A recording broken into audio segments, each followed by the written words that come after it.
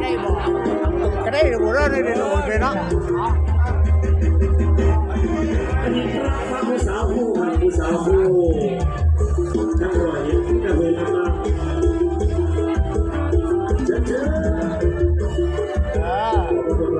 จำไว้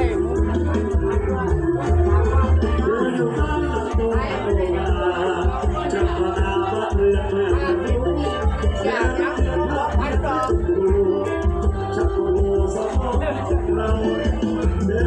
อย่า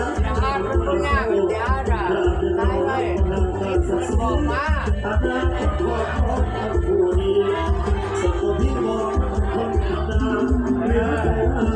วันนี้จังเลย